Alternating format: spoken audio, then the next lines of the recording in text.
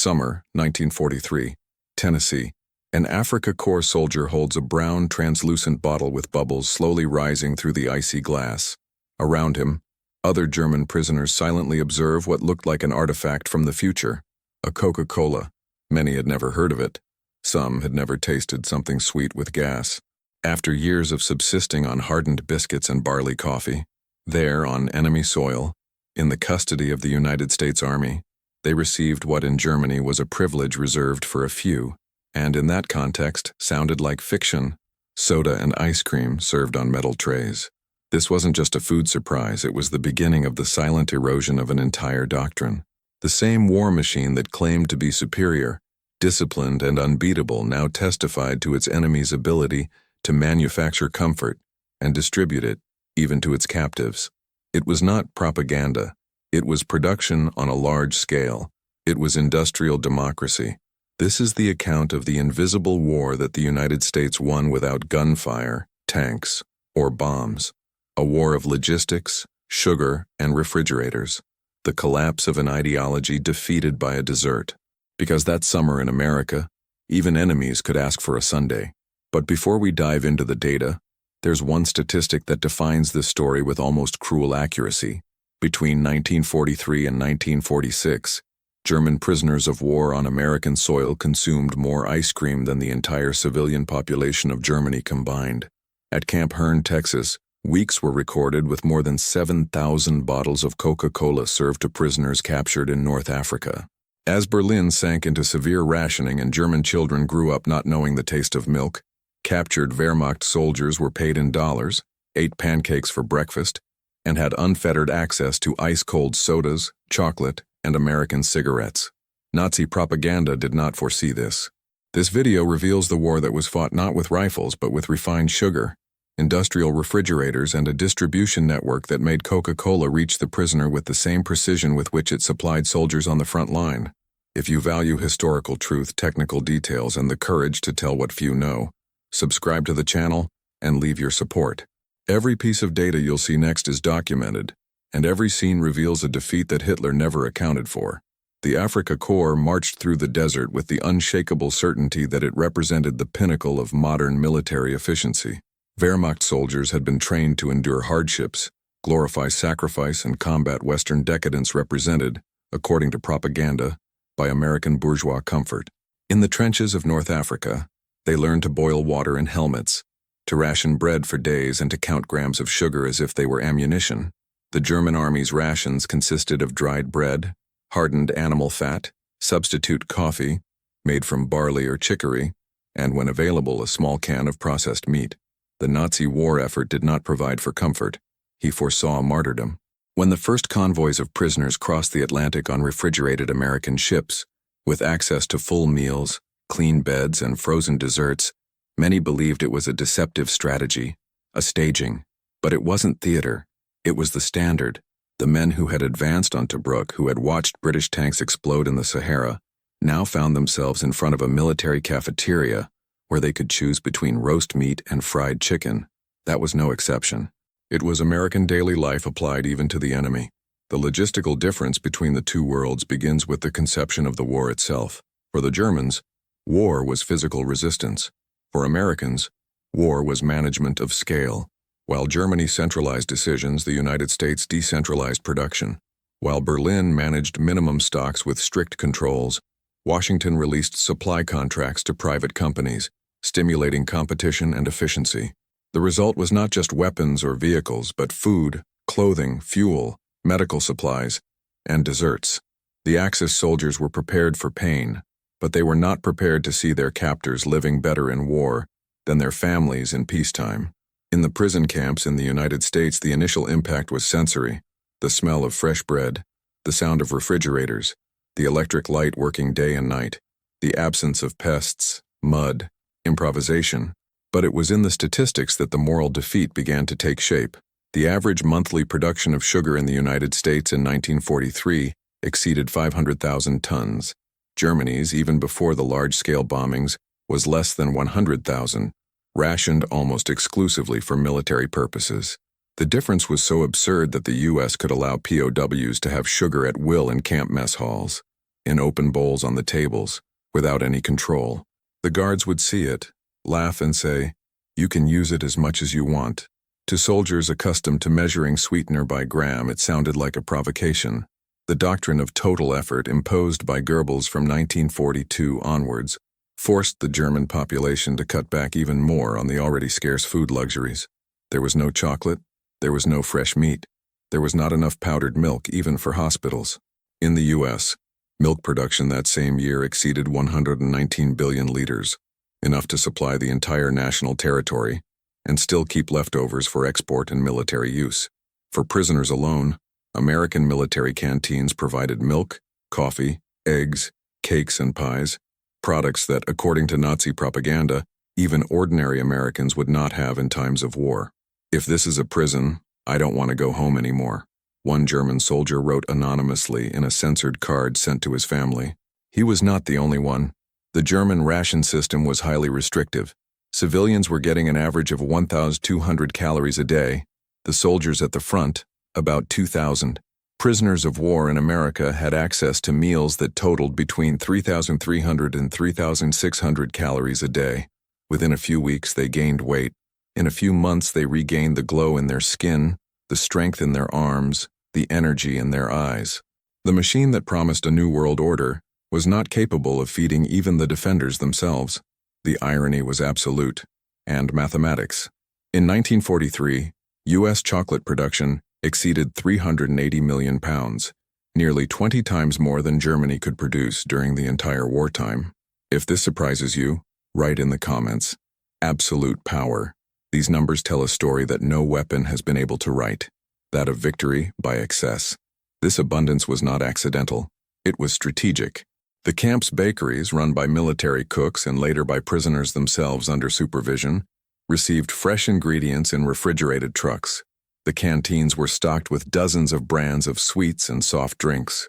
Coca-Cola, contracted directly by the government, kept bottling lines operating almost uninterruptedly to supply its beverage not only to the soldiers, but also to the camps. The same bottles that were opened in North Africa or Guadalcanal also burst caps at Fort Bliss and Camp Shelby. The standardization and scale of American production meant that even the taste of Coca-Cola was identical across borders. What for the average American was routine, for the German prisoner became a lesson: consistency, confidence, stability. Realizing that these products were not privileges but standards, many prisoners began an internal process of involuntary comparison. What had once been a blind belief in Germany's cultural and technological superiority now found itself called into question by edible evidence. The American war machine didn't just work, it worked in spades. He could make mistakes, correct, and still keep his front line supplied. The sacrifice, so glorified by Nazi rhetoric, turned out to be a failure of planning. The men who had crossed the Mediterranean to fight for Hitler's order now wondered how their enemy was able to serve pancakes with syrup to those who had attacked him.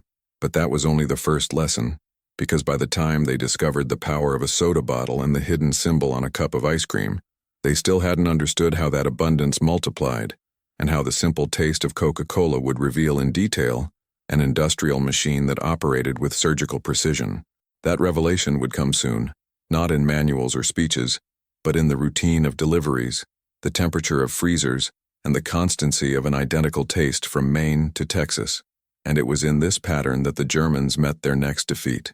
For many of those newly captured German soldiers, the first shock came not from the pointed rifles, nor from the English language orders. It came from a glass bottle with a dark, bubbly, icy liquid, served casually in an American military canteen. Coca-Cola, virtually unknown outside the Anglo-Saxon world until the 1930s, was, at that time, the most palpable symbol of a reality that the Third Reich's textbooks never mentioned. The enemy they swore to defeat was capable of packaging, refrigerating, and delivering a sweet fizzy drink to every corner of their territory, including their prisoners. Sold for 5 cents, the same price charged to civilians and soldiers, Coca-Cola was not a luxury, it was standard. And for the Germans, that didn't make sense. Standardization was something revered within the Nazi military logic. Everything should be precise, efficient, replicable. But what they found in America was something that went beyond doctrine. a drink that tasted the same in any field, in any state, in any season. It was as if the entire nation shared a single logistical secret and decided to apply it even to those who had sworn its destruction. The operation of the Coca-Cola Company during World War II would become an emblematic case of the alliance between civilian industry and military effort. Based in Atlanta, the company entered into a direct contract with the War Department to ensure that every American soldier had access to the soda, on any front, for the same symbolic price of 5 cents. To this end, new factories were built near conflict zones. The concentrate was shipped in drums to dozens of local bottlers, and quality control followed strict internal protocols. The brand soon understood that its drink was more than refreshment. It was culture, morals, and symbol. In 1943, more than 5 billion bottles were produced, a number that alone exceeded the entire annual glass production of German civil industry in that same year. But the most impressive thing was not the volume, but the constancy. Every bottle opened at Camp Hearn, Camp Shelby, or Fort Bliss tasted the same as an opened bottle in New York. This kind of predictability was a conundrum for the Germans, whose industry, even before the Allied bombings, was marked by regional variations, disruptions, and shortages of inputs. In America, the taste was the same, always. For the prisoners, this pattern became a daily reminder that they were dealing with a society that dominated not only the battlefield, but also that of civilian production. Many of them had been trained as engineers, technicians, mechanics, professionals trained within the Germanic ideal of industrial superiority. And now, these same men watched soda machines operating flawlessly, trucks delivering bottles over dirt tracks, boxes arranged on wooden shelves, and ice kept for hours in freezers powered by steady power. In testimonies collected years later, some of these prisoners reported that the first Coca-Cola they drank was more than a drink. It was a revelation. One of them wrote, "It tasted like order. It tasted like something that couldn't be improvised." Another stated, "It was the same everywhere. It didn't change." And that was impossible in Germany at war. This consistency, technical, sensory, logistical, served as a kind of silent re-education. There were no lectures, no pamphlets. There was only one sweet soda, and always present. And the more constant he was, the more fickle became the faith of those men in their own nation. Because if Americans were able to serve Coca-Cola to prisoners of war as rigorously as they supplied their troops, what else were they doing better? Official Red Cross interrogations reveal testimonies from prisoners perplexed by the logistics. Many reported the punctuality of deliveries, the cleaning of stocks, the operation of ice machines, small details that, in the mind of a soldier trained to value discipline and efficiency, had devastating weight. The regime that had shaped them promised order, but it was in the American prison that they found her. In terms of engineering, Coca-Cola's feat was exemplary. The production of the base syrup, concentrated, was done under secrecy and precision. Distributed in metal drums, this syrup was sent to local factories that followed a strict protocol of dilution, gasification, and filling. The ratio of water, gas, and syrup was controlled to the milliliter. The pasteurization and sealing process allowed each bottle to have the same shelf life, regardless of the weather or transport distance. For the Germans, accustomed to an industry where each region produced in an almost artisanal way, this type of quality control on a national scale was incomprehensible. And there it was, visible, palpable, bottled up. Vending machines, another symbol of this structure, began to appear in the fields. Operated with 5-cent coins, they offered chilled bottles in rotating trays.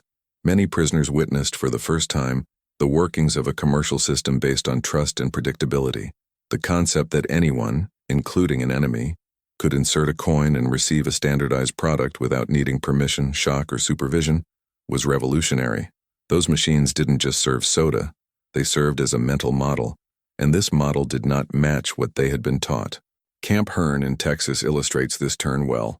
In the summer of 1943, the camp recorded an average weekly consumption of 7,000 bottles of Coca-Cola among prisoners and support staff. That was almost 1 bottle a day per prisoner, a level of distribution that dwarfed the consumption of soft drinks in entire German cities before the war.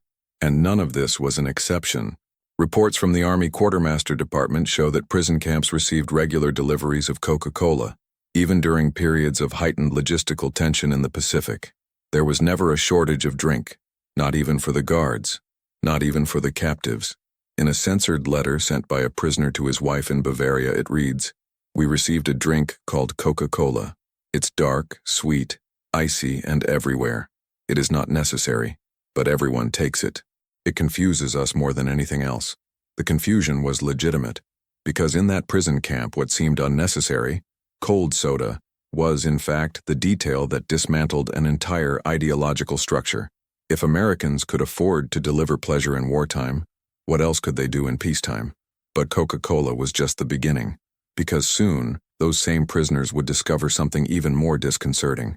The Americans also knew how to freeze victory. Served in jars, bowls, and cones, the next silent weapon was vanilla-flavored and topped with cherries. And for soldiers who hadn't seen ice in years, this discovery would be even more impossible to swallow.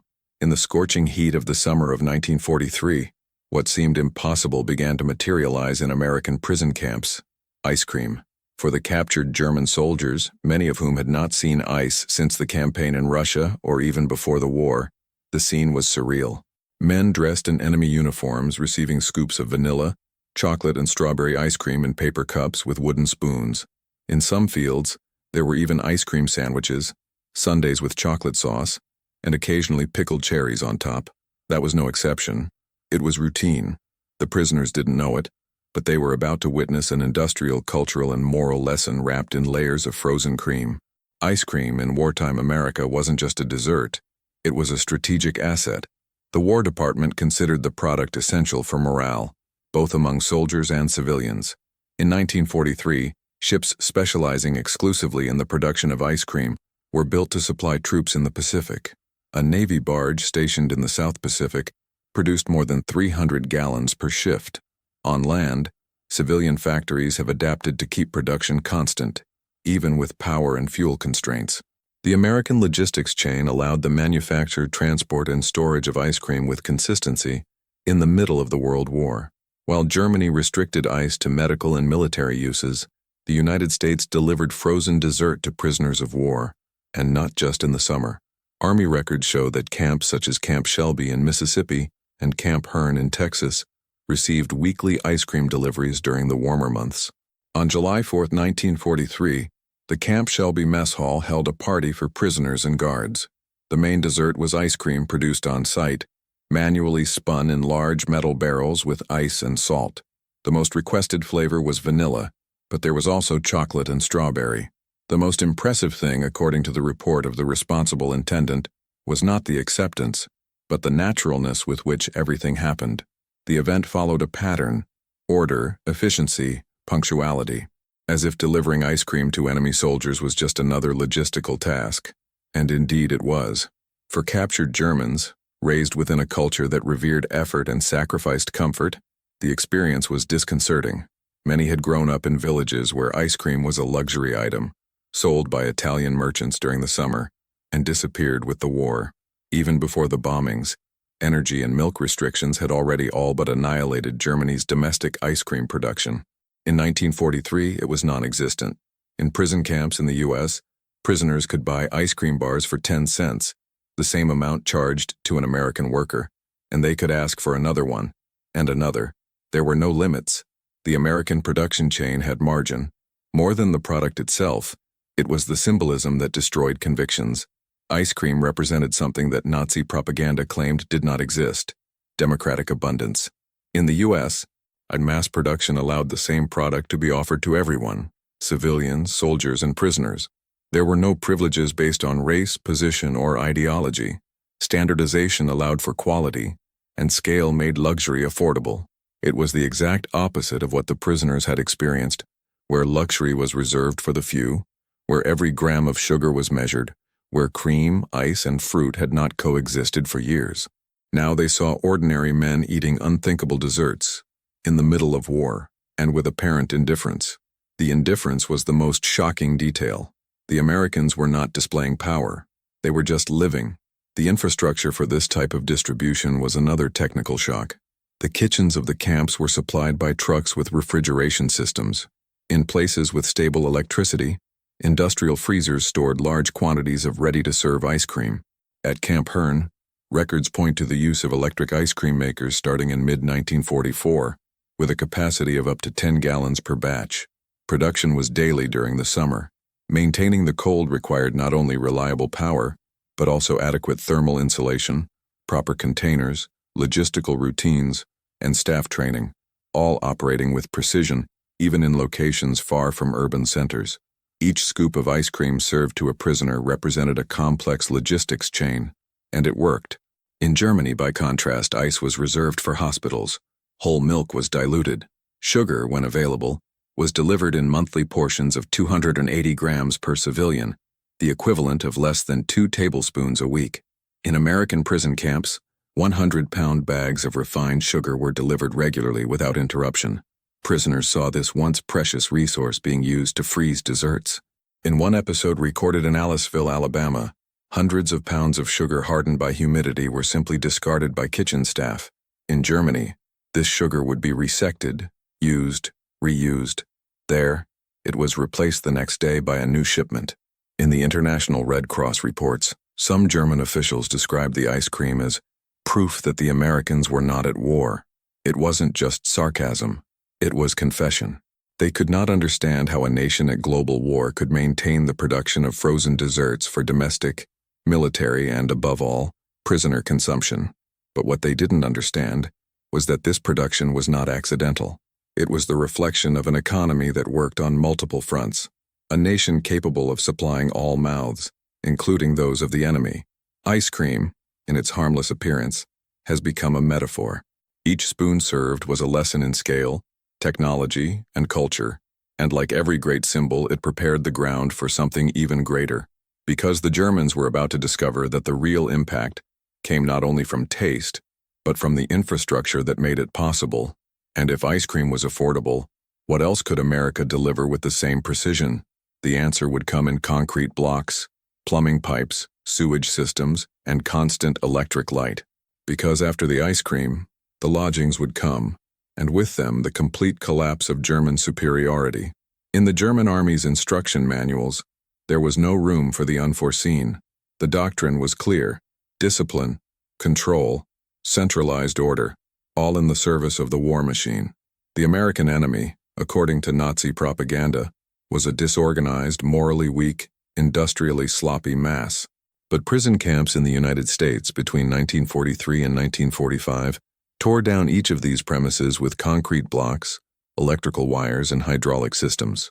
In place of makeshift barracks and inhumane conditions, German prisoners found infrastructure, and not just functional, but sophisticated. Electric light in all living quarters, hot water in showers, flush toilets heating in the cold months, stocked dining halls, bakeries in continuous operation, laundries, and in many cases, libraries and auditoriums. It was more than a prison camp. It was a technical demonstration of capacity. The sanitary facilities alone contradicted all German expectations.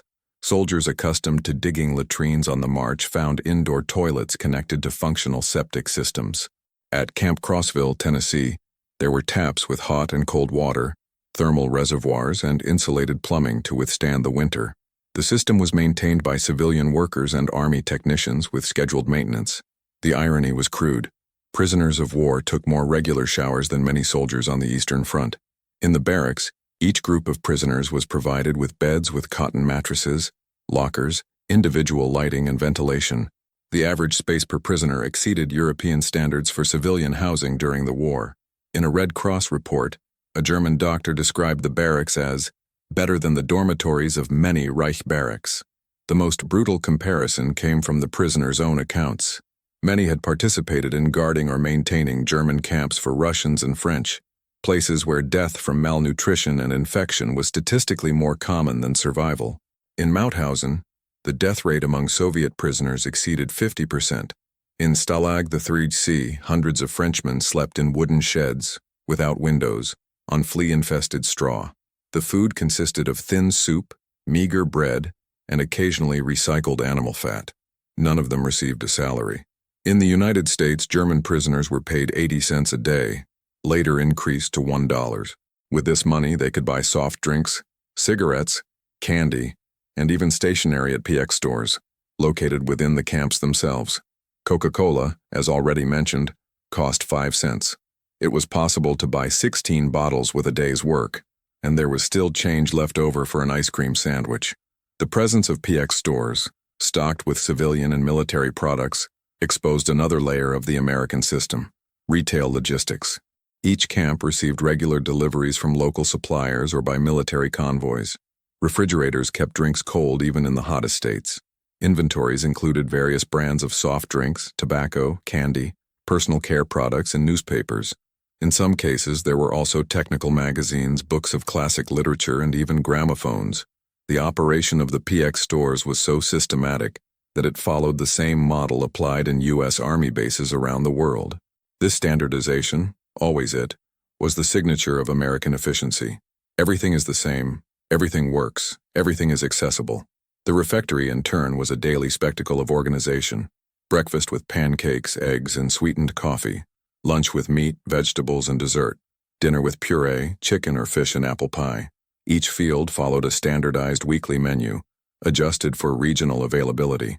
The portions exceeded 3,300 calories a day. In practice, prisoners gained weight in captivity. In contrast, German troops in the field received rations of about 1,200 to 1,500 calories a day, if at all. In camps like Stalingrad, this was a fiction. The standard German ration consisted of dark bread, turnip soup, and, when possible, barley coffee. Soldiers were told to save the densest calories for combat, a euphemism for extreme rationing. In the American fields, sugar and milk were table items, in open bowls, free to use. For the Germans, it was like seeing gold being dissolved into tea. The most disturbing detail for many prisoners was regularity, predictability. Everything had a time: waking up, eating, working, reading, walking. The structure of the camps mirrored a type of order that Nazi doctrine claimed did not exist in America. The democratic chaos that Goebbels denounced did not manifest itself. On the contrary, it was in the U.S. that the order was more humane, more robust, more resilient. One prisoner, in a censored letter addressed to his family, wrote, "If this is defeat, I cannot imagine what victory would be." Another officer, questioned by the Red Cross, said, "We expected to find disorganization. Instead, we were defeated by efficiency, and that wasn't in the books." The irony of this story is that the solution was in front of them. It was no secret.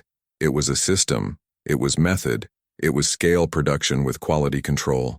If you're enjoying unraveling these facts, show your support. Like and subscribe so we can bring you more in-depth content. The impact of this contrast between doctrine and American reality went beyond comfort.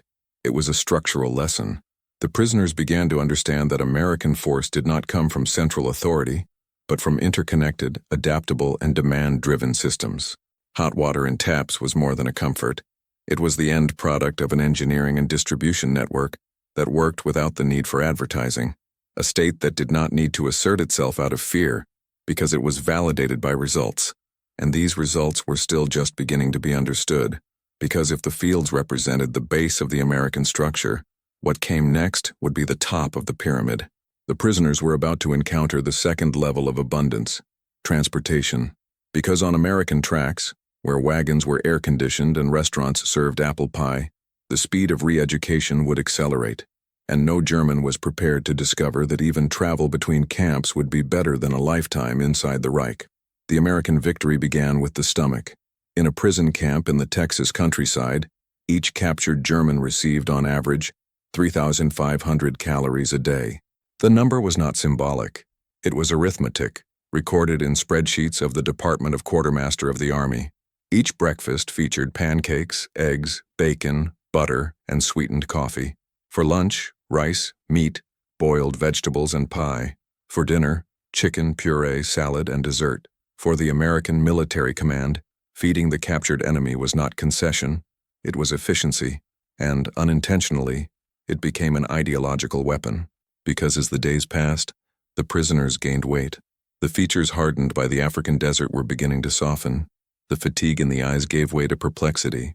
With each bite, another piece of the Nazi narrative that had shaped them fell, that America was weak, decadent, disorganized. But the numbers didn't lie. While prisoners were given an average of 100 grams of animal protein per meal, their colleagues still active on the front lines rationed meat at 10 ounces a week, about 280 grams. In Germany, milk was a strategic item, reserved for young children and hospitals. The average distribution to civilian adults was less than half a liter per week. In the American fields, milk was served for breakfast, included in recipes, and offered as an optional drink. A prisoner could, if he wished, drink more milk in a day than his entire family in Germany would drink in a month. Sugar followed the same logic. While the monthly quota of a German civilian was 280 grams, American prisoners had free access to the sweetener, used liberally in desserts, drinks, and cereals.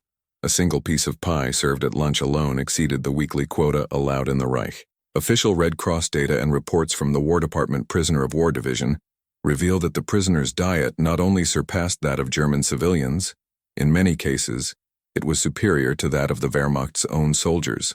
While Germany faced logistical breakdowns, supply disruptions, and sabotage in the industrial rear, the United States expanded its agricultural production across all sectors. Between 1941 and 1945, American beef production increased by 25%, milk by 40%, eggs by 50%. The war did not paralyze production, it accelerated. With direct investment, subsidies, and large-scale distributed agricultural machinery, America has turned its countryside into a strategic base. Food was stored, transported, and distributed with a predictability that the Germans could not understand. Hunger, which for the Nazis was a tool of control, was fought with spreadsheets and trains in the American model. The captured soldiers saw it on the plate. Each meal was a practical lesson, and the daily repetition of this pattern destroyed not only the body of beliefs, but also the very self-esteem of the German war machine, because that was not charity. It was applied mathematics. It was supply engineering. Every pound of meat, every gallon of milk, every sack of flour delivered to a field in Alabama or North Dakota was part of a larger operation, coordinated, monitored, and adjusted in real time. In military warehouses, temperature sensors protected perishable cargo. On the railroad routes, refrigerated wagons kept the chain intact.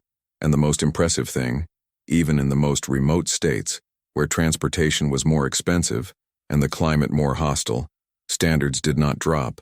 If the menu provided for meat, it arrived. If ice cream was predicted, it was kept frozen. Many of the prisoners had been trained as logistical operators within the Wehrmacht. They understood load calculation, transport capacity, fuel consumption. They knew what was needed to move food over long distances. And it was precisely this technical knowledge that led them to astonishment. How could a nation maintain that scale of distribution without collapsing? The answer was before them. American superiority was not only economic, it was structural. It was based on networks, on redundancy, on decentralization. In Germany, the supply system was centralized and vulnerable. All it took was a bombing of a railroad junction or a depot to cause shortages. In the U.S., the impact of a failure was absorbed by dozens of parallel routes and alternative suppliers. The robustness of the system was the real secret of abundance. The psychological impact of this was recorded. Captured German officers expressed concern about the miseducating effect of the meals. In an internal memo, a Luftwaffe major wrote, "Feeding in the camps is generating behaviors of relaxation, abandonment of the values of effort and discipline, and growing sympathy for the enemy culture." It was true. Seeing that even prisoners of war were treated with standards, many began to doubt their image of American democracy. There was no chaos. There was no disorganization. There was no improvisation. There was consistency, the same consistency as ice cream, the same as Coca-Cola, the same as the assembly lines. By 1944, American agricultural production had grown so much that surpluses began to be exported to allies. At the same time, Germany was facing total food collapse in several regions. In the last months of the war, German cities received emergency rations dropped by Allied planes, with food packaged, labeled, and with instructions in German. The prisoners themselves, who had previously fought against the Allies, now saw their family members being saved by the food they themselves were already consuming. The irony was total. The doctrine that claimed to promote order and self-sufficiency ended up dependent on the enemy's provisions. And not only that, those who had been captured first were fed better, earlier, and with more dignity. This equation, of calories, of logistics, of repetition, could not be fought with speech. Propaganda failed in front of the fork, and the war of narratives became irrelevant when the mathematics of calories exposed its truth, because supremacy was not asserted with parades or speeches. She imposed herself with metal trays, with hot food, with butter melting on pancakes. The prisoners did not need to be convinced. They ate, but there was something even more dangerous than food. Something that spread with less fanfare, but with the same impact. Books. Because in the cafeterias the Nazi doctrine melted, but in the libraries of the camps it evaporated, and the next battle would be fought not with ammunition, but with bound ideas. In 1944, a group of German prisoners assigned to work on farms in rural Kansas witnessed something that no Nazi military training, ideological doctrine, or propaganda could have anticipated. Schoolchildren standing in line from the school, smiling, each with a glass of fresh milk in one hand and a balanced hot plate in the other. It was part of the National School Feeding Program, a U.S. government initiative that guaranteed complete meals with protein, vegetables, and dessert for millions of students daily. For those men, raised on the belief that the strength of a nation came from adult discipline, seeing such organization and abundance focused on childhood seemed not just a luxury, but a paradox. How could a supposedly decadent liberal country devote such energy to the nutrition of its children during a global war? The impact was immediate. Many of these prisoners had children. They knew, from censored letters or pre-war memories, that in Germany, their little ones survived on crumbs, dark hardened bread, an egg a week, milk diluted with water, when there was any. In the final months of the conflict, children's rations in Berlin fell to less than 1,100 calories a day. Milk, already scarce, was replaced by turnip broth. In rural America, prisoners saw the opposite. Refrigerated trucks delivered fresh milk daily to schools. There were programs for the distribution of fruits, juices, vegetables. A camp in Nebraska reported prisoners perplexed to observe from their work areas that children were given bananas with cereal and oatmeal with whole milk for their school breakfast. The contrast was more than visual. It was structural. While the Reich invested in destruction, Americans maintained an industry focused on feeding the future. That future was visible. On mandatory visits to agricultural centers, prisoners assigned to work in dairies were able to see the workings of the supply chain that supplied schools, hospitals, and entire communities. Dairy cows fed with balanced rations, mechanized milking, cereal pasteurization, automatic filling, refrigerated transport.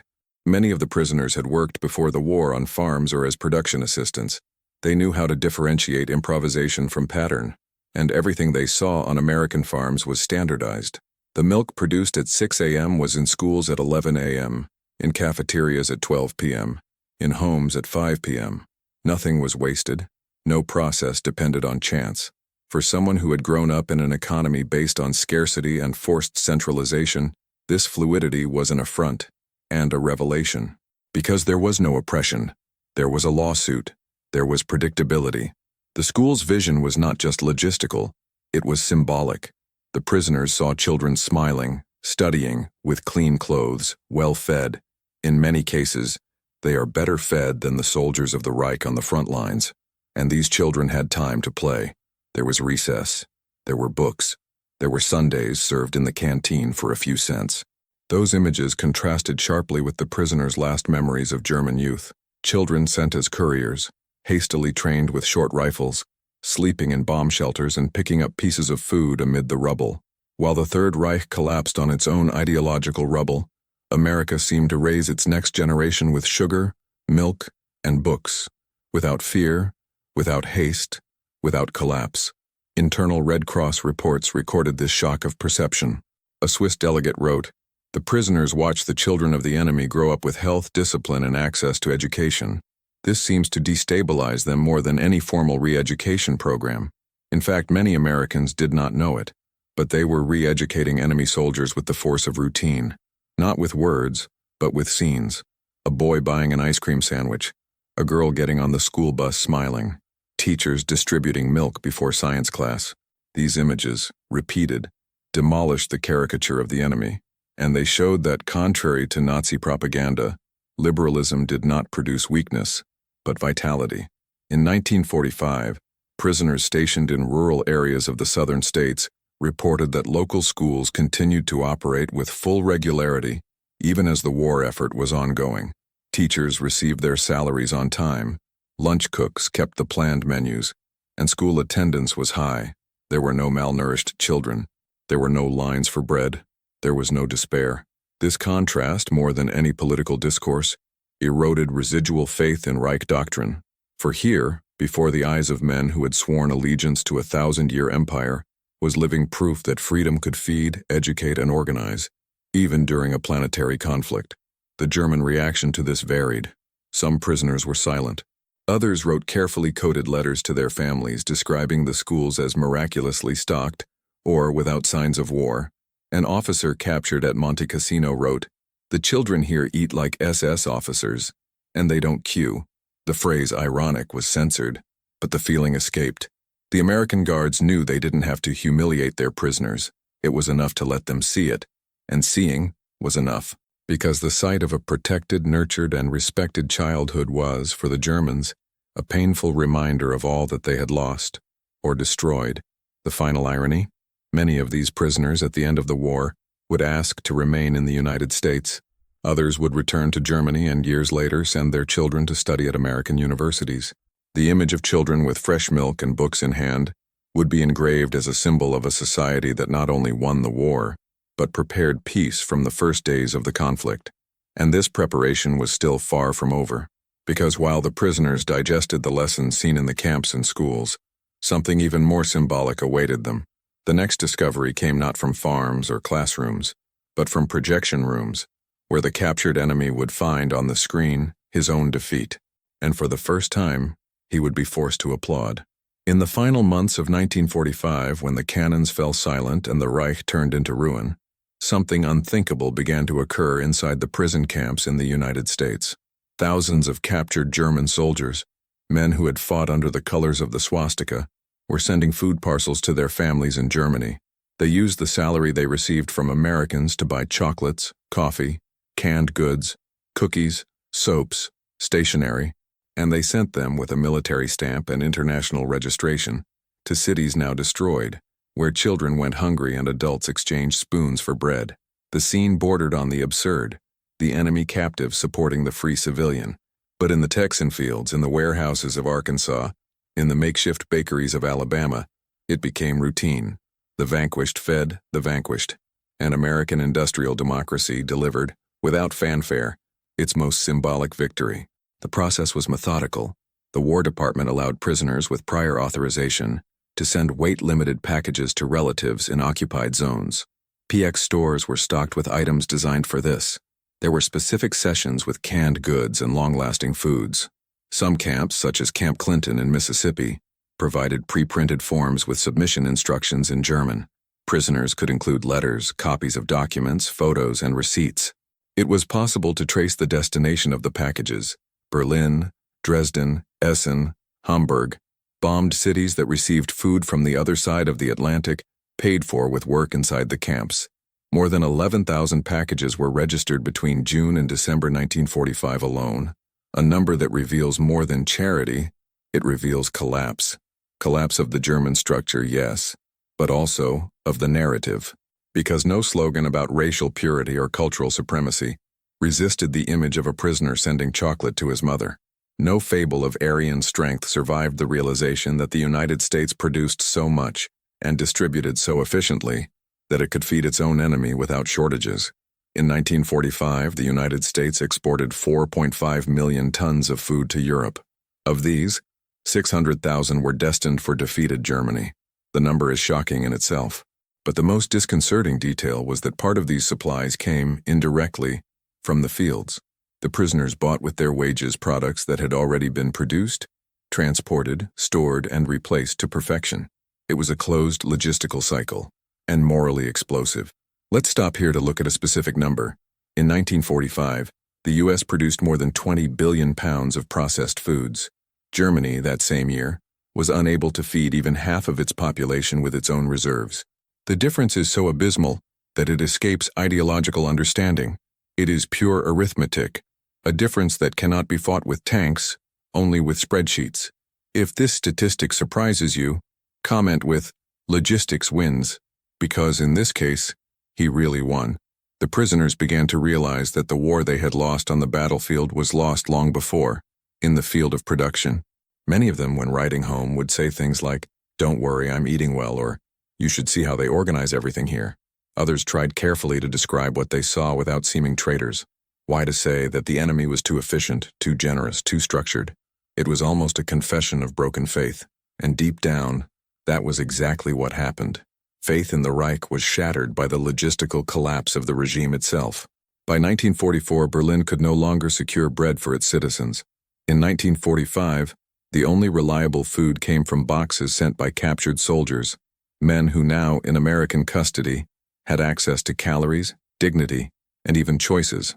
The historical metaphor is inevitable. The system that promised liberation ended up starving. What promised decadence delivered abundance. One of the most symbolic accounts comes from a prisoner at Camp Opelika, Alabama. He describes in a letter to his sister that he managed to buy 2 packages of cookies, a can of ham, and 3 chocolate bars. He adds, "If there is no paper to write back, use the packaging. Here, we have plenty of it."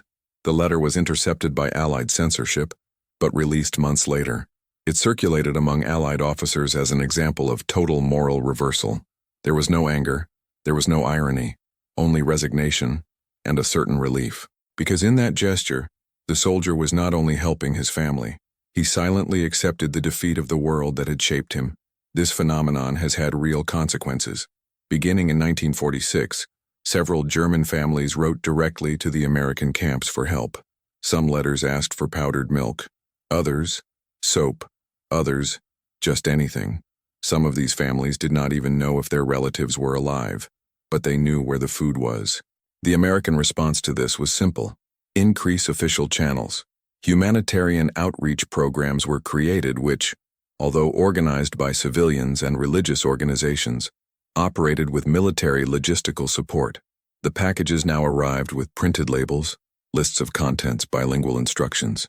The assembly line of compassion passed through the fields, and German prisoners, men trained to dominate, now helped to rebuild. When historians analyzed this inverted flow of supplies, they defined it as the most symbolic defeat of the Third Reich, because nothing disarms an authoritarian ideology more than systemic generosity. The food, the chocolate, the coffee, they weren't just nutrients. They were proofs. They were logistical testimonies. America had won with more than bombs. He had won with calories, with packages, with respected deadlines, with boxes posted by men who have learned on the wrong side of war that efficiency does not need oppression, and that real power doesn't need to scream, just deliver. But the lesson was not yet complete, because there was one last ideological pillar to be overthrown, the idea that the Germans had fought for a superior civilization. This, the Americans would solve with a silent weapon, with image, because when the projectors of the camps came on, and the prisoners watched the films revealing the extermination camps, the silence was total, and in the reflection of the screen, they saw not the victory, but the truth. Decades after the surrender, when the rifles were already silent and the camps turned pages in military archives, what remained in the memory of German prisoners were not the fences, nor the guards, nor the obligatory parades. What remained was the flavor. The first Coca-Cola, wrote Hans Becker, a former soldier in the Afrika Korps, didn't look like a drink. It seemed like a vision, how to drink the future. He was not the only one. In interviews taped in the 1980s, dozens of former prisoners described in sensory detail the experience of tasting vanilla ice cream served by an American soldier for the first time. Cold, sweet, impossible, as another summarized. Democracy, for them, did not come in speeches. It came on trays. It came in chilled glasses. It was not imposed. It was served. And with each spoonful, the distance between the Nazi narrative and American reality became irreconcilable. These testimonies reveal something that propaganda could never foresee, that effective memory has more strength than fear, that the mind can resist arguments but not the taste of what seemed impossible. For a soldier raised under the rigidity of Hitler's doctrine, where pleasure was seen as weakness and comfort as degeneracy, tasting a sundae topped with chocolate sauce in a prison camp was paradoxically a civilizational shock. They expected humiliation. They received hospitality. They expected retaliation. They found routine. And in the repetition of this routine, they saw something they had never known: predictability without oppression, freedom without anarchy, Abundance without castes. The American order did not scream. She delivered. These experiences have been transformed into almost poetic accounts. One prisoner reported, already old, "We fought against a country that had machines to make ice cream in the middle of the ocean, and we thought we were the superior civilization." Another, in a letter written in the 1970s, confessed, "I was ashamed to write about it, but the first bite of apple pie made me understand that something was wrong with everything I believed, that something was not political. It was sensory, and it was precisely at this point that American power revealed its most invisible strength, not only to win wars, but to transform memories, because those who tasted Coca-Cola in 1944 did not forget in 1954, and those who sent chocolate home in 1945 did not repeat Reich slogans in 1965. None of the thousands of prisoners were forced to change their ideology, but many have changed. No force, no propaganda, no imposition. Just watching, eating, living, and perhaps more importantly, being treated with minimal dignity by a system that has never collapsed. They saw that the America that built refrigerators for its camps was the same America that funded libraries, that the nation that delivered ice cream sandwiches to captives was the same one that sent milk to schools, and they understood that this was not an exception. It was the standard, and patterns shape civilizations. The memory of this experience did not fade over time. It was passed on. Many of the children of these prisoners studied English. Some have migrated. Others became teachers, journalists, writers, and carried with them, not the guilt of war, but the silent lesson of peace they knew in the enemy's camp. "I learned more about democracy from a soda than from any book," said one. And it's not a metaphor, it's emotional statistics. In a study conducted in West Germany in 1958, nearly 40% of former prisoners interviewed said that treatment in the U.S. had been decisive in their rejection of Nazism. What's more, 25% said they had been in contact with former guards or American civilian workers after the conflict. Relationships founded not on politics, but on respect and food. The strength of this transformation was not in the symbols. It was in the routine. No hot lunch served without shortage. In the milk delivered without fanfare. In Coca-Cola sold for 5 cents, no distinction between prisoner and soldier. And when you compare this to the rigidity of the German system, where hierarchy was absolute, where comfort was privilege, where suffering was glorified, American superiority imposes itself without having to declare itself. Because while the Reich paraded tanks, America delivered calories. While the Nazis recited dogmas, the Americans recited menus. It is no wonder that a phrase taken from an interrogation in 1946 became famous among Allied analysts. A Wehrmacht officer, when asked what had impressed him most about the United States, replied, "The standardization of pleasure." He was referring to the fact that no matter the field, the state, or the function, the ice cream was the same, the milk was the same, the service was the same. There was no favoritism, no improvisation, no chaos. There was a system. There was method. There was tranquility in the execution, and this, more than any rifle, dismantled the myth of the Reich's superiority. The legacy of this experience crossed borders. When the first documentaries about the American camps were shown in post-war Germany, many civilians didn't believe it. It was easier to accept the destruction of Berlin than to admit that its soldiers had been treated with dignity by the enemy. But the reports, the letters, the packages sent, the logistical records, all confirmed the same thing.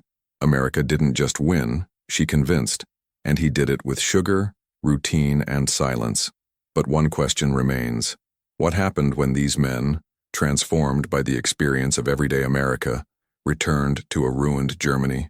What did they see when they found starving cities, collapsed schools, and improvised governments? The answer, as we shall see, is not in books. It's in a silent datum, ignored by many historians but revealing. More than 5,000 former prisoners tried to emigrate to the U.S. after the war, because it seems there was something about that first sip of Coca-Cola that never left his lips. And in the next part, this statistic gains voice. In July 1943, as German soldiers marched to the front line with dry rations and a canteen of warm water, the U.S. Navy put into operation a vessel with no torpedoes, no armaments, no armor. Its sole purpose to produce and distribute ice cream. The USS Ice Cream Barge, as it became known, carried no ammunition.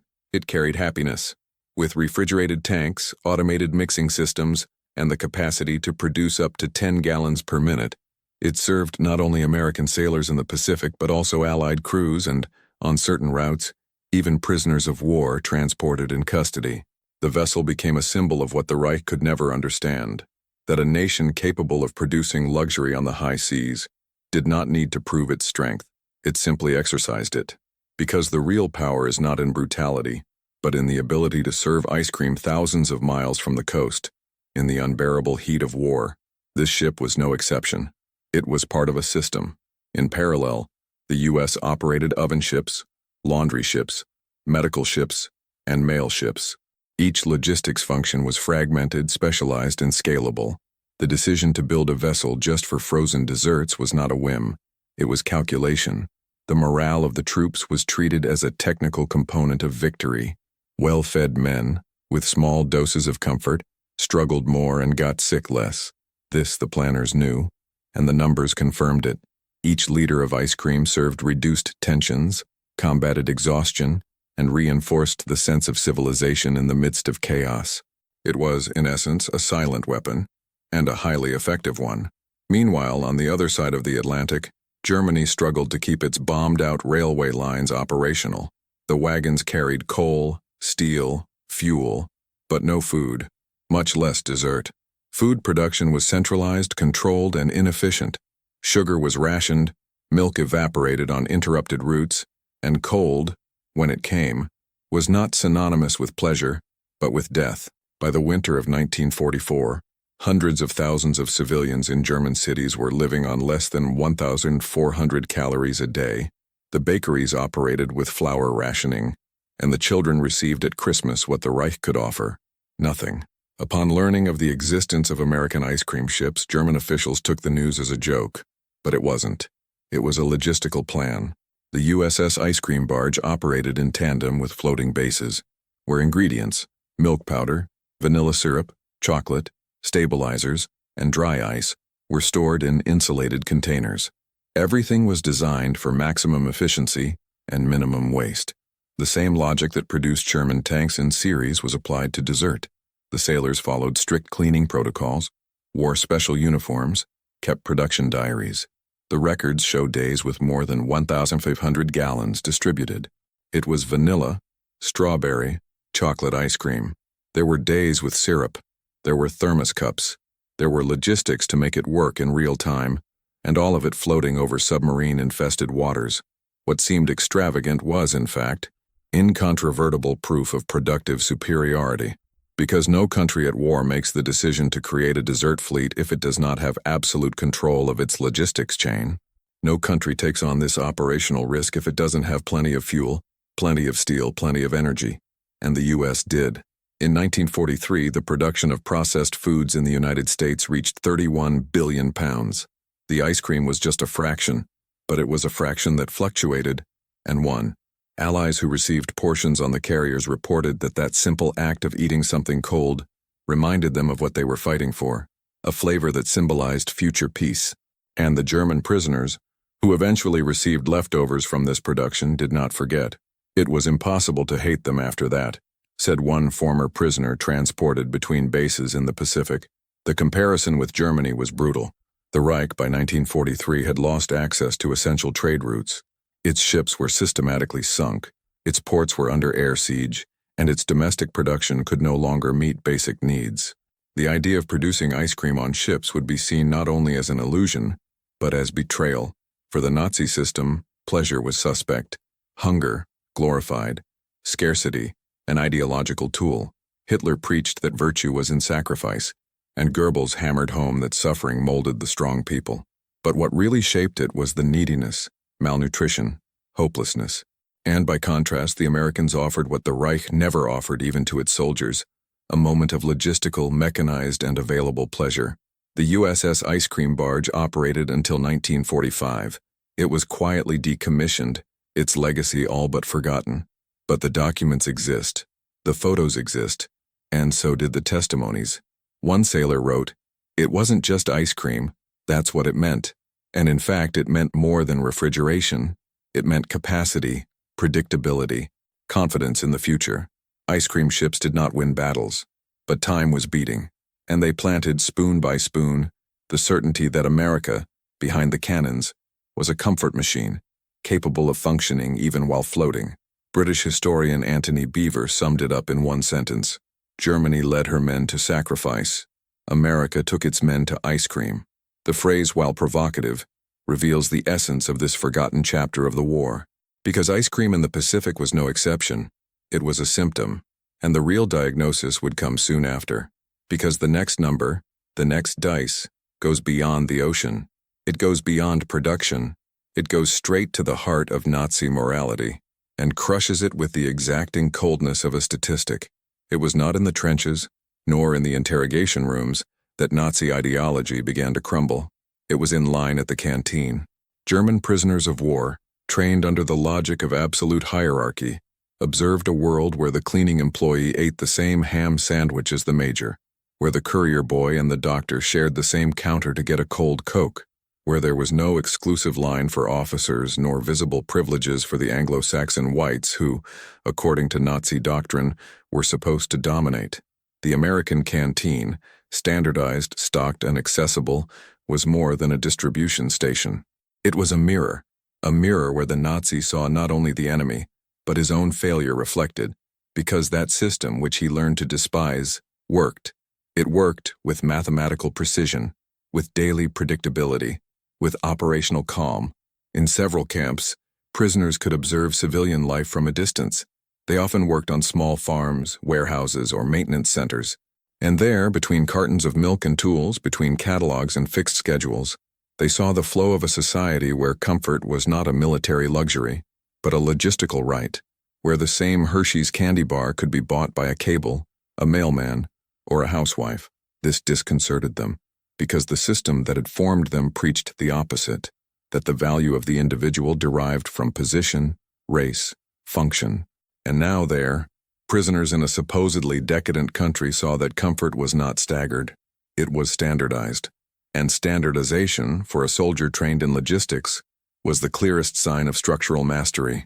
In a 1944 Internal War Department report, an interrogator noted that several German prisoners expressed shock and confusion at seeing civilian citizens eating the same meals they received in the camps. One of them, a Luftwaffe officer, asked why there was no special food for superiors. The American sergeant's answer was simple: here, the food doesn't measure anyone. This phrase circulated informally among the soldiers and became something of a moral joke. But for the German, it was not a joke. It was rupture, because a canteen where everyone eats equally dismantles, by silent comparison, any idea of moral hierarchy. The very structure of the PX stores in the fields served this purpose. Prices were fixed, the products identical, and access controlled only by availability, not by patents. Prisoners observed that in a truly efficient system, the bureaucracy focused on delivery, not exclusion, that the secret was not in who could do more, but in how everyone received it. American democracy, in that environment, did not impose itself by speech. It imposed itself by design, for the organization, for constancy. That is why he was so lethal to the Nazi myth, because he did not scream. It just worked. Later accounts from former prisoners show that this daily observation, made in silence, had a profound effect. One wrote, "When I saw a black man and a white man sitting at the same table eating the same hamburger, I knew something was wrong with everything I had learned." Another, in an interview decades later, said, "They didn't convince me with words. They convinced me with cheeseburgers." These phrases, which may sound trivial, are moral monuments, because they reveal the exact moment when doctrine gives way to experience. And experience, when organized, documented, and lived day after day, has more power than any treaty. What the prisoners witnessed was the standardization of dignity, a concept that did not exist in the vocabulary of the Third Reich. In the world in which they had been formed, dignity was merit. It was conquered by function, by race, by submission to the Führer. In America, they discovered that dignity could be logistical, that an efficient supply chain was enough to generate respect between strangers, and that a society capable of doing this, without collapsing, was stronger than any military march. There is one particularly symbolic detail recorded at Camp McCoy, Wisconsin. A group of prisoners was assigned to assist in the base's warehouses. There they saw the system of distributing uniforms, tools, and food to civilians and soldiers. They noticed that inventories were organized by demand, that errors were corrected with forms, that there was no fear, just a system, and that even error was treated as part of the process, not as a moral failure. This shocked them, because in his world, error was punished. In the American system, the error was foreseen and corrected naturally. Efficiency didn't need whips. I needed clipboards. This contrast was, for many, the ideological turning point, the moment when the image of the enemy ceased to be a monster and became a structure, a silent machine of regularity. And in this machine, the baker and the banker shared the same loaf. The canteen line became, unintentionally, the final battleground between the myth of the Reich and the American reality.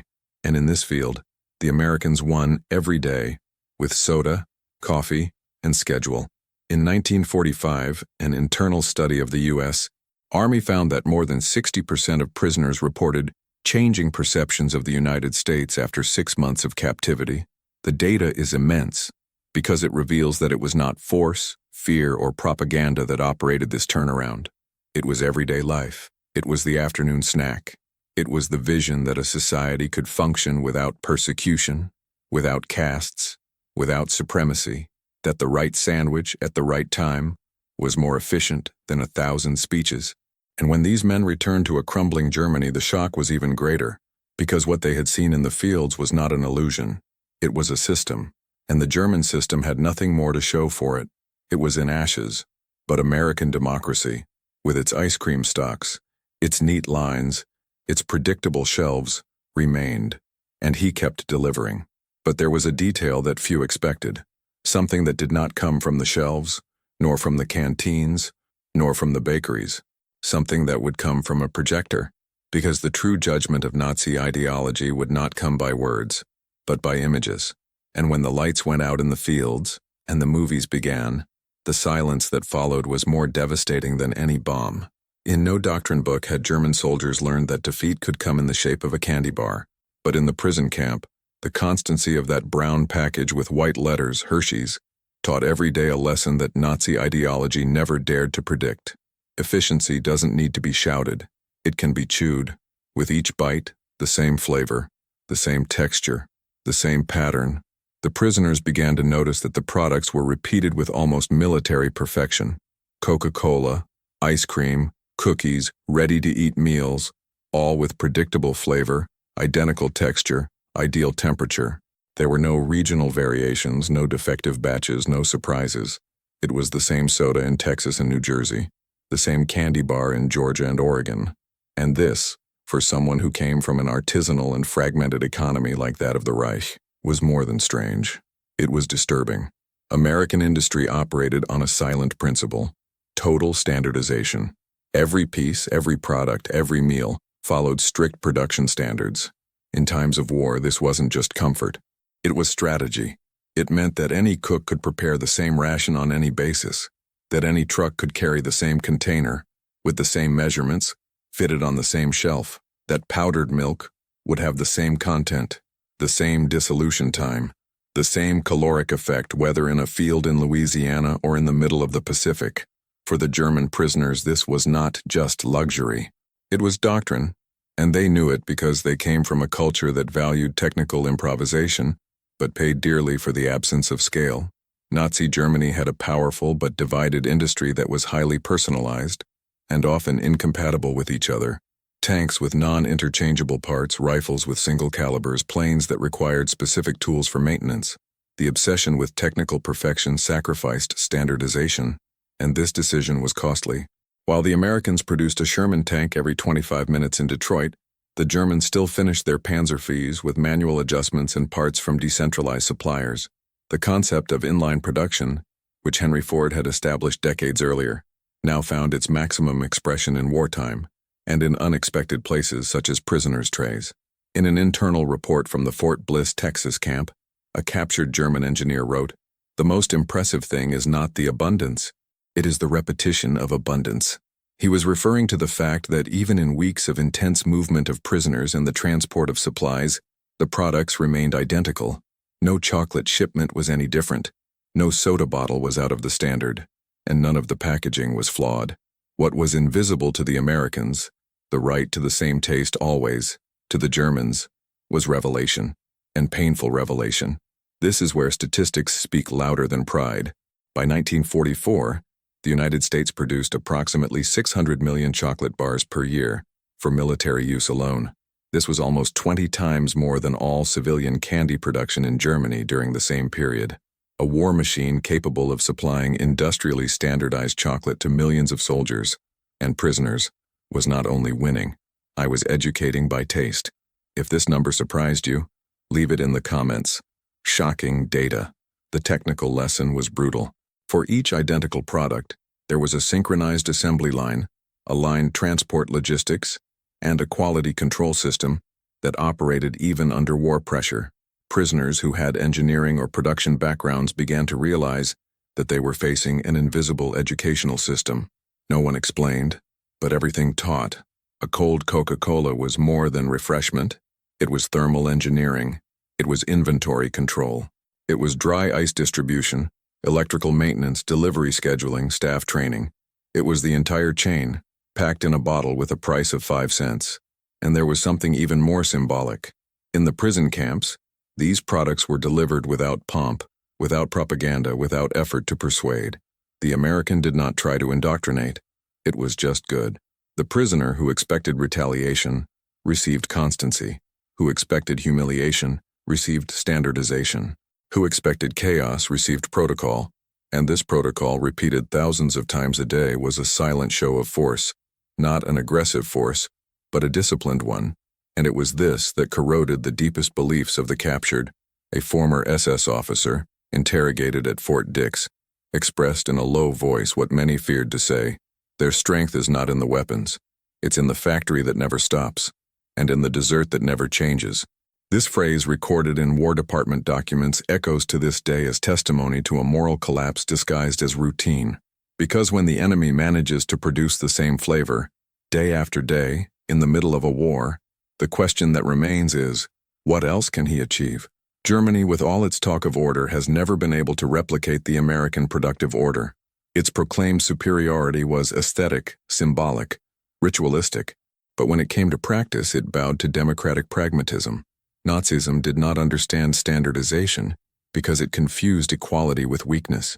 But what he saw on the fields was that well-managed equality was actually invincible, that the same chocolate delivered to everyone was, in the end, more powerful than any symbol of racial purity. And when these prisoners finally returned home, they carried more than the taste in their memory. They carried the pattern with them. Many reported years later that they tried to find something similar in Germany. The same soft drink, the same bar, the same predictability. But there wasn't, because what they had tasted was more than a product. It was a functional ideology, a liquid doctrine, served cold. And the next shock would not come from the taste, but from the image, because the next instant, when the light went out in the cafeteria and the projection began, what they would see would turn their stomachs into ice. They had been trained to measure. Every gram, every drop, every cubic centimeter of fuel or sugar was, on the German front, a strategic commodity. Officers instructed soldiers on how to boil potato skins to extract the last trace of starch. In the Wehrmacht camps, wasting food was a military crime. But when they crossed the gates of the prison camps in the United States, the shock came in the garbage cans. Leftover rice, pieces of meat, partially mashed fruit, all discarded naturally. It was more than abundance. It was functional excess. Americans didn't ration because they didn't have to, and what sounded like waste to the Germans became a symbol of quiet defeat to the prisoners. America could make mistakes and still win. In the cafeteria at Camp Shelby, Mississippi, one prisoner wrote in his diary that he saw a cook throwing away a whole box of cobblestone sugar because it didn't dissolve well in the coffee. That paralyzed him. Sugar in Germany was a distant memory. In 1945, the monthly quota for German civilians was only 280 grams, the equivalent of just over a tablespoon a day. And there, on the other side of the world, an American kitchen assistant could afford to discard kilos of the ingredient just for the sake of quality. It was not arrogance, it was a system that produced so much with such regularity that quality control could be ruthless, even with its mistakes. The same scene was repeated in the fruit warehouses. Apples with blemishes were separated and discarded. Overripe bananas, which had not even existed in the Reich since 1940, were relegated to the trash. An inmate at Camp Concordia, Kansas, said he watched boxes of oranges being thrown away after a new shipment was delivered. The reason? The previous batch had passed 2 days beyond the deadline for receipt. It was freshness that dictated consumption, not need. For someone who came from a country where the bread of the day before yesterday was a luxury, that was a technical humiliation. The American supply chain was not only larger, it was more agile, more demanding, more reliable, and therefore more cruel for those who faced it. The kitchens in the fields followed manuals. There was a standardization even in what would be thrown away. Crumpled cans, packaging with printing errors, products with minimal variation in flavor, all of this came out of the front line of consumption. The disposal was systematic, not random. And this detail, often ignored, revealed more than opulence. It showed that even American garbage obeyed rules, that even mistakes obeyed a pattern. Superiority there was not just what was produced, it was what could be wasted without collapsing. At Fort Leonard Wood, Missouri, a group of prisoners assigned to help with the cleanup watched in amazement at the refrigerators that held the ice cream. They were huge, supplied twice a week with dry ice blocks and electric cooling units. At the end of the night, the containers with sundae remnants, not touched by prisoners who preferred chocolate to strawberries, were emptied into the trash. The mere fact that a prison camp kept exclusive refrigerators for dessert was already a logistical scandal. But the real collapse came from seeing that the rejected ice cream was also removed efficiently, without regret, without shortage. That's what hurt. The system was so vast, so organized, that it could afford to fail in detail and continue to operate perfectly. In contrast, Germany saw its civilian population feeding on turnip soup, beet flour, and substitute coffee. Children suffered from rickets. Elderly people died from lack of protein, and captured soldiers received full meals daily, with meat, milk, eggs, and fruit. It was an inversion of the world, a universe in which the prisoner lived better than the free citizen, and where the logistical error became more lethal to Nazi ideology than any victory on the battlefield. Because the mistake was not punished, he was absorbed. And inside a machine capable of correcting itself, the Germans saw a doctrine they had never understood: the power to persist even when making mistakes. This contrast reached its apex at Camp Hearn, Texas. There, a German cook, a former chef in Munich, was in charge of assisting the American kitchen for a month. At the end of the period, he declared to an officer, "You waste more in a week than our division received in a month. And yet, nothing is missing. It's like cooking for ghosts because the food never runs out." The account was included in a War Department report on prisoner perception, and in it, analysts concluded that American logistical superiority was, paradoxically, in detail, not in absolute precision, but in the ability to repeat, replace, and compensate. The Nazis had built an ideology on the idea of purity, efficiency, and perfection. But what the camps revealed was that real power came from flexibility, of a structure that could make mistakes, correct itself, and move forward, who accepted failures and still outsmarted the enemy. The prisoners, trained to live in the rigidity of an authoritarian system, now saw that the organized chaos of democracy was actually more effective, and that even garbage could teach. And when they returned to their lodgings at night, that lesson did not disappear. It was reaffirmed by the constant noise of electric generators, by trucks arriving at precise times, by refrigerators that never stopped. Everything worked, even when it failed, and this dismantled, day after day, the image of a weak enemy, because an enemy who could err so badly and still give everything away was, by definition, unbeatable. But there was something that neither ice cream, nor Coca-Cola, nor logistical standardization could prepare, something that no war manual foresaw. Because while the prisoners digested this new reality, something much harder to swallow awaited them. And it didn't come in metal trays but in film cans. When the first groups of German prisoners were sent to work on American farms, there was a tense silence among them, not of fear but of wounded pride. These men, trained to march under the banner of an empire that promised 1,000 years of supremacy, now wielded shovels and machetes on the agricultural plains of the Midwest. But what seemed like punishment turned out to be a lesson. They expected improvisation, They found efficiency. They expected archaic ruralism. They found total mechanization. In Minnesota, prisoners were placed in cornfields operated with Fordson tractors, automatic harvesters, and timed irrigation systems. The yield per hectare was up to 4 times higher than that of average farms in Bavaria. And it was not a matter of strategic crops, but of routine production for domestic consumption, canning, and even export. The scale was absurd, and what was most shocking was not the abundance, but the logic. Each tool was in the right place. Each step followed an invisible assembly line. America cultivated the countryside as it built tanks, in series, with method, with redundancy. In food processing plants, the impact was even greater. Many prisoners, assigned to support duties in canners, witnessed the operation of production lines dedicated to non-essential items. At a California plant specializing in maraschino cherries, Germans saw mats with thousands of fruits slide through baths of syrup and preservatives, packaged to aesthetic perfection, destined not for the army but for civilian cocktails and desserts. The factory had its own cooling system, optical quality control, complementary manual inspection, and operated 3 shifts a day. One of the German supervisors, a former employee of a mill in Dresden, recorded that the daily output of that plant alone exceeded that of 5 similar factories in the Reich, and there was no war need. It was about taste. America routinely produced luxury, and it did so more efficiently than Germany produced bread. Each week, prisoners discovered another face of the American food industry. In Wisconsin, industrial dairies used automatic meters to test the fat content of milk and adjusted pasteurization tanks with electromechanical controls. In Ohio, sugar beet processors refined sugar at speeds that required synchronized shifts with refrigerated trucks. In Arkansas, rice fields relied on automated hydraulic systems that regulated the depth of the water depth based on thermal measurements.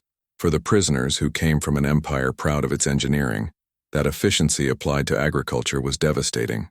They did not know that one could harvest more than was necessary and still export the surplus, that you could produce frozen dessert for civilians and still feed an army, and above all that prisoners of war could be allowed to see all this without fear, because American confidence was not just in strength, but in evidence. Germans were exposed to the system not out of carelessness but out of conviction. When working alongside civilian operators, they saw that salaries were paid in dollars, that there were rest hours, abundant meals, adequate ventilation, and industrial safety. Most of the properties had nurses, cafeterias, and even leisure spaces. And the most shocking thing, even the simplest rural worker could buy the same products as an officer. The prisoners watched with their own eyes what their generals had called decadent disorder, and they realized that, in fact, it was too much order. A former Luftwaffe soldier wrote in his diary, after 3 months on a potato farm in Kansas, "The land here produces like a factory. The soil is less fertile than ours, but the harvest is 10 times greater. They master the weather, and the tools. There is no improvisation. There is control." And in an almost involuntary confession, he concluded, "What we call the war effort was for them just routine." This observation, repeated in multiple reports, reveals the core of the impact.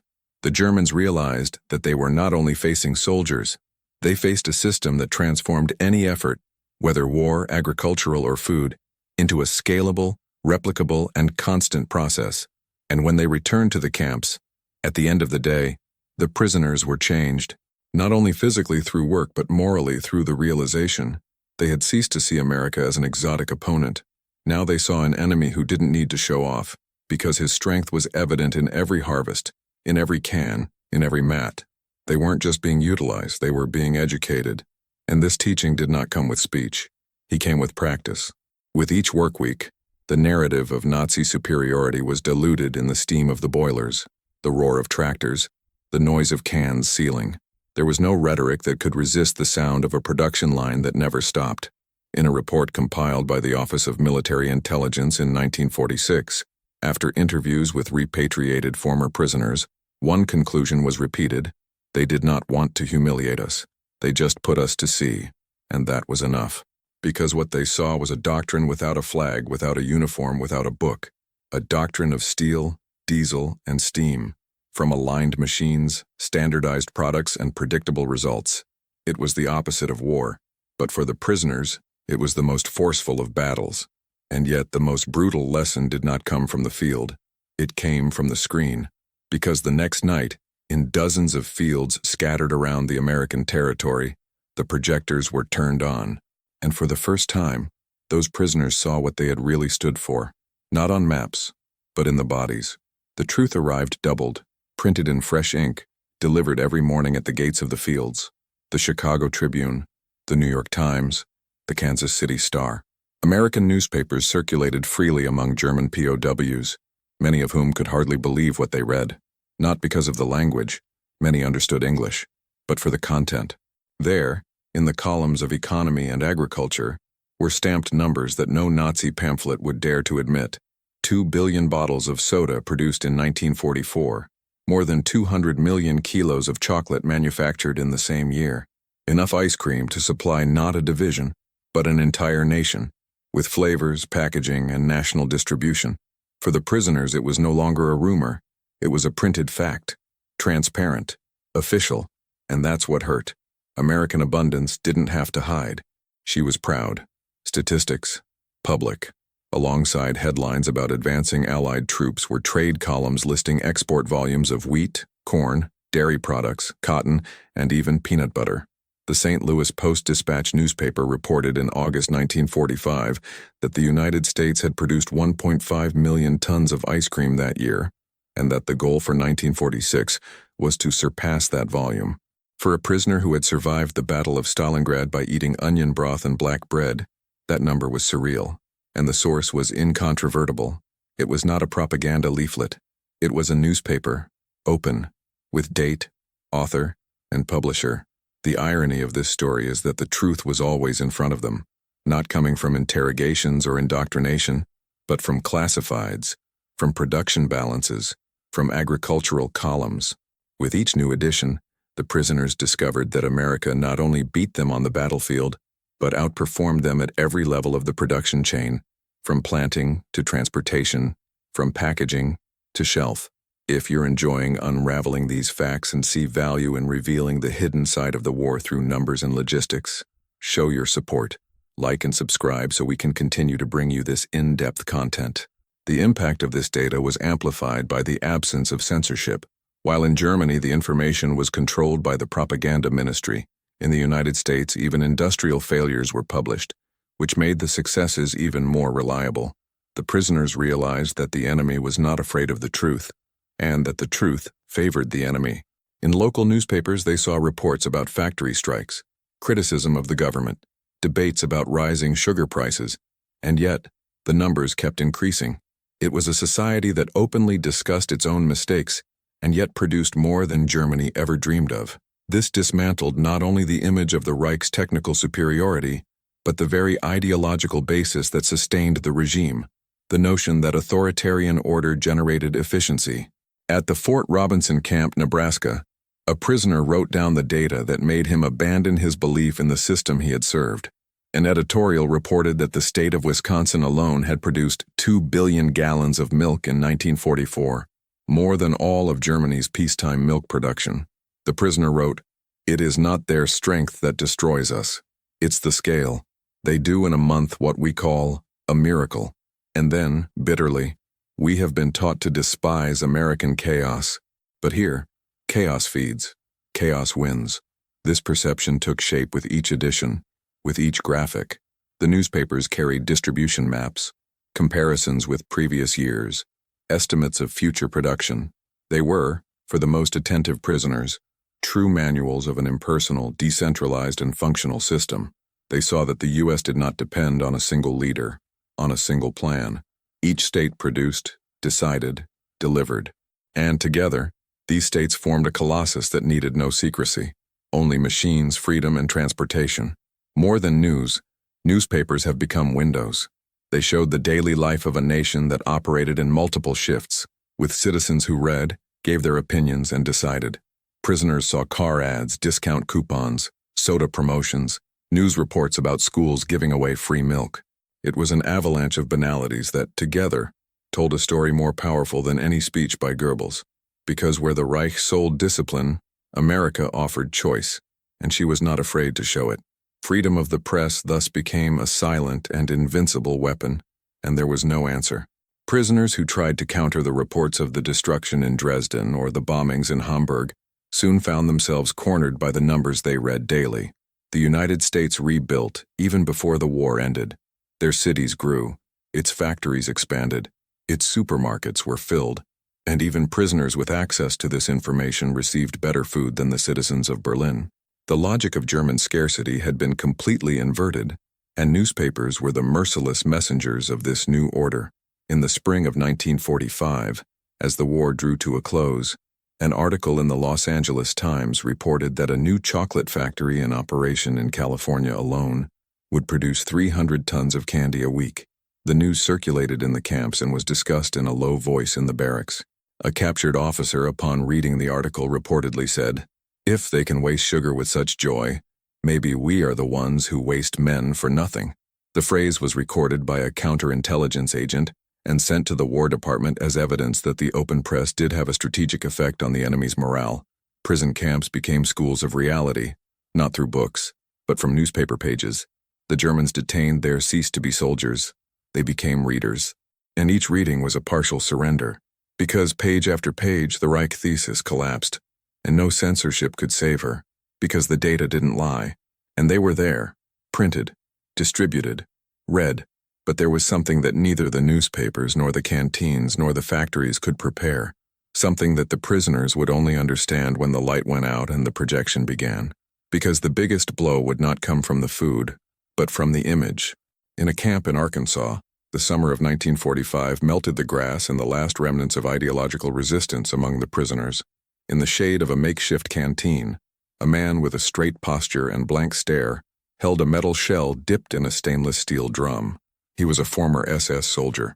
His uniform was now beige without insignia, and the badge read only Küchenhilfe, kitchen assistant. In front of him, a line of companions awaited the dessert of the day, vanilla ice cream with cherry sauce. He served calmly, without words. With each movement, he repeated a typically American scene, the employee delivering a candy, the simple gesture of someone who is part of a community. At that moment, there was no Reich. There was no master race. There was only heat, sugar, and a routine that, repeated, made you forget the doctrine. And it is in this silent oblivion that the deepest collapse lies. The U.S. Army had discovered that true re-education came not from pamphlets, but from repetition. Everyday tasks such as washing dishes, organizing trays, operating refrigerators, and serving meals were assigned to prisoners with good behavior. By imitating the workings of American civil society, these men underwent an imperceptible transformation. They were not forced to change. They were invited to belong, by routine, not by ideology. Serving ice cream was not an act of humiliation. It was a rite of integration. The prisoner, previously trained to kill, was now trained to collaborate. And this displacement of function broke, little by little, the internal machinery of fanaticism. There are records of German prisoners who disputed, in a friendly way, which brand of American chocolate was better, Hershey or Mars. In other accounts, former officers organized rotations to prepare pancakes, learning recipes from Italian-American prisoners who had served as military cooks. The kitchen of the fields, paradoxical as it may seem, became one of the most effective spaces for ideological decompression. There, between butter, flour, and industrialized vanilla, the symbols of the Nazi regime slowly evaporated. No flag was flying. No greetings were made. But something much more powerful happened. Direct contact with the banality of freedom. One of the most symbolic accounts comes from Camp Shelby, Mississippi. A former Wehrmacht captain who was charged with overseeing the organization of the canteen's stocks made precise notes on the efficiency of American storage. At the end of the shift, he tried, for the first time in his life, a milkshake. According to his diary, the texture was absurd, the taste childish, the comfort instantaneous. But it was the next sentence that was recorded. "I never imagined that an empire could express itself in a paper cup." That phrase was later quoted by an American official in charge of the re-education program as the most honest confession ever made without intention. Every gesture, every spoonful, every trivial decision, like choosing between vanilla and chocolate, was a step toward the dissolution of Nazi doctrine.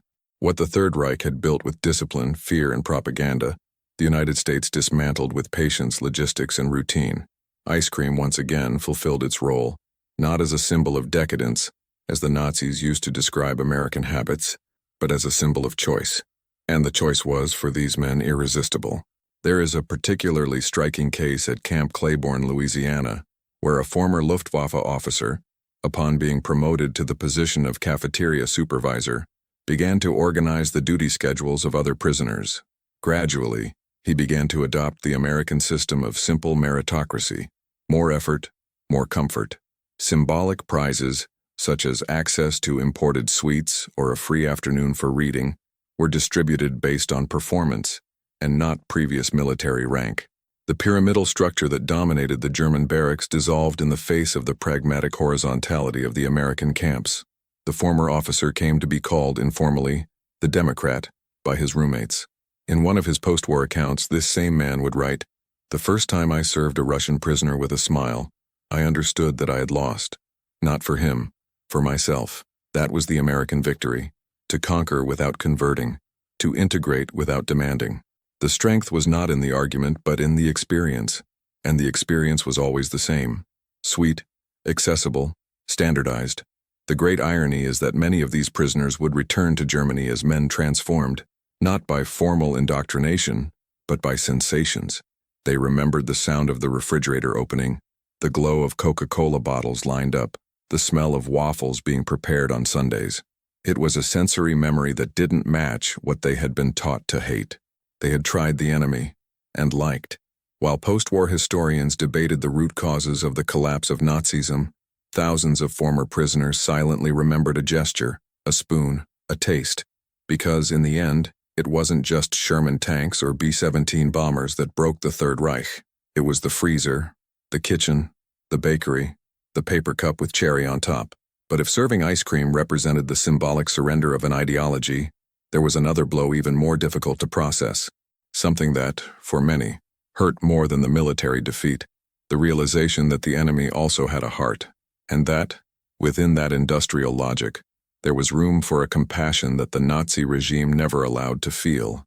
The revelation would come not from a canteen, but from a cell, and a choice made by an American guard. When the ships docked in Bremerhaven in the fall of 1945, they landed men who did not look like they had come out of prison camps. They were tanned, well-fed, some even stronger than when they had been captured. Many carried improvised suitcases, canvas bags or wooden boxes where they kept small legacies from captivity: scented soaps, Spam cans, chocolate bars, washing powder, American cigarettes, coffee grounds, and, for the most nostalgic, even small posters of industrial propaganda pasted on notebook sheets. But that was only the surface. What these former prisoners actually carried back to Germany was an unseen and, paradoxically, invincible model. For months, some for years, they had lived under the administration of a power that had not only defeated them militarily, but had disarmed them psychologically. They had been fed, paid, instructed, cared for by civilian doctors, allowed to read newspapers, and in some cases, even literate in English. They returned to a ruined homeland. Literally, cities were in ruins, commerce was paralyzed, electrical infrastructure collapsed, and food distribution depended directly on the occupation zones. The contrast was so sharp that many reported a sense of dislocation as they stepped back onto their home soil. "Germany seemed more like a prisoner than we were," wrote a former Wehrmacht sergeant, repatriated in January 1946. These men were called Heimkehrer, those who return home. But the home they found was no longer the same, and neither were they. During Allied interrogations, some revealed that they were more shocked by the logistical system of American kitchens than by the destruction of Dresden. Others bluntly admitted that they had been defeated by an idea, not a gun. "America won because it knew how to stock up on butter," would say a lieutenant captured in Tunisia, who would later open a small bakery on the outskirts of Hamburg, where, according to records at the time, he sold apple pies and soft drinks in reused bottles. More than material goods, prisoners brought a new metric of civilization: the standardization of products, the transparency of data, the efficiency of assembly lines, respect for routine. All of this, witnessed directly and without filters, had been established as a reference. The USA, which had been so much ridiculed in German schools as a land of vulgarity and disorganized individualism, now emerged as a symbol of stability, method, and, above all, controlled abundance. And it was precisely this abundance that would shape the reconstruction of Germany. Many of these former prisoners became small business owners. They set up grocery stores on the outskirts of devastated cities, selling products inspired by what they had seen: canned goods, candy, ready-made pasta, soap packaged with a standardized design. Others entered the logistics sector, teaching rudimentary techniques for storage, categorization, and control of the flow of supplies. There are records of former combatants who, after returning, voluntarily helped the American authorities organize the distribution of humanitarian aid from the Marshall Plan. They did not return as defeated soldiers, but as cultural bridges. At one of the Bundestag meetings years later, a German deputy, himself a former prisoner at Camp Gruber, Oklahoma, would declare that the most powerful lesson of our captivity was that democracy does not teach with speeches, teach with punctual delivery of hot food. This phrase, echoed in local newspapers in the 1950s, epitomizes the real impact of what had happened. While Nazi ideology bet on the aesthetics of force, the United States had demonstrated the strength of the aesthetics of comfort, and this image, silent, impregnated the imagination of those who returned. Interestingly, even decades later, some of the marks left by this period are still noticeable. German families with ex-prisoner ancestry preserved American recipes as part of their domestic culture. Pumpkin pies, chocolate chip cookies, and canning methods have become routines. But deeper than that was the institutional impact. Germany's obsession with precision, efficiency, and standardization, traits that would come to define the so-called post-war economic miracle, has its roots planted there, in American fields. The trauma of comparison had become fertilizer for a new mentality. The most symbolic, however, is not in the economic data, but in the personal accounts. A prisoner who had worked on a farm in Kansas wrote a letter to his former employer years later, thanking him for having shown that a shovel of sugar can be stronger than a sword. Another, while visiting the U.S., in 1962, reported having smelled a whiff of freedom when entering a supermarket, and used this same expression in an article he would publish the following year, advocating West Germany's entry into NATO. Ice cream, Coca-Cola, freezers, and mass-printed pamphlets had built not only a logistical victory, but a cultural victory. And this was, perhaps, what German planners feared most, but could never foresee. The collapse was not only due to military crushing, it was due to the symbolic power of American normality, the ability to serve ice cream to an enemy with efficiency, punctuality, and respect, disarmed more than any armored vehicle. The war was over, but its effects continued to be felt around every corner of the new Germany, and the men who once marched through Africa in the name of the Reich now sold condensed milk in shops decorated with flags of democracy. But there was one last act, perhaps the most surprising, a moment of complete reversal. Because these same men who were overcome, fed, and transformed, they would rejoin those who had defeated them, not with weapons, but with an alliance, and it would all start with a shipment of food sent by American planes, not to their prisoners, but to their former tormentors. The greatest surrender of World War II did not take place in a trench, nor was it signed in a train car, nor was it officiated in marble halls with generals and gilded pens. It took place silently behind chain-link fences, between plates of hot food and crowded PX shelves. The Third Reich fell, in fact, by overwhelming Allied force. But before that was consummated, its soldiers, imprisoned in American camps, had already surrendered internally. It was no longer about ideology. It was a finding. What the eyes saw, what the bodies felt, what the stomachs confirmed, denied all the narrative they had been taught. For years, these men had been fed a discourse of moral, racial, cultural, and technological superiority. And suddenly, they were faced with a system where freedom was routine, where comfort was not a privilege, and where even the enemy was given dignity. The collapse was not physical, it was philosophical. They did not need to be tortured. It was enough for them to see an assembly line working, a can of condensed milk being opened by a child, a black lady being attended to by a white soldier at the canteen counter. These scenes, banal to Americans, were intolerable to the Nazi regime. But the intolerable came to be envied, and envy in that context was a form of surrender. A former German officer would later write, "If superiority was ours, why were we learning from them? Why did our soldiers want their food, their methods, their products? Why, after all, were we admiring the enemy?" That question echoed among the thousands of repatriated prisoners, and even more profoundly, among those who stayed in the United States by choice or obligation. What was at stake was no longer who would win the war. That was already clear. What was at stake was who possessed the most functional truth, the most efficient idea, the most human model.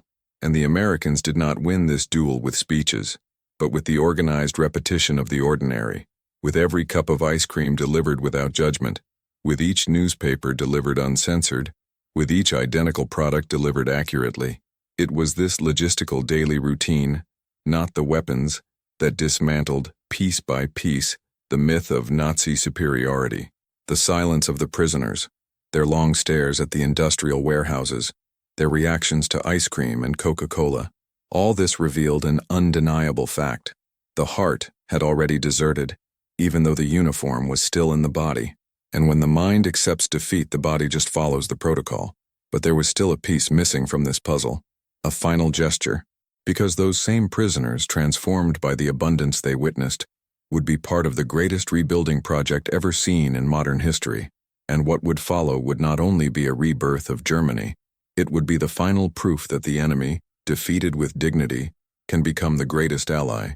They arrived expecting punishment and found organization. They expected humiliation and found bakeries, cafeterias, salaries, and chocolate. They expected the punishment of a vengeful nation and discovered the systematic coldness of a power that knew how to manage even compassion. And when they returned to Germany, heavier, healthier, more lucid, they carried in their memory not the weight of a military defeat, but the impact of an inescapable realization. They had lost to a logic that could not be fought with weapons. The war that the Third Reich fueled with hatred was won by calories, by machines, and by standardization. Panzer divisions with tractors, SS squads with desserts, and totalitarian doctrines with clean mess halls were defeated. The real American victory was not strategic or even technological. It was philosophical. It sprang from every bar of candy handed to a prisoner, from every pint of milk stored in camp coolers, from every identical copy of a soda served accurately in dozens of states.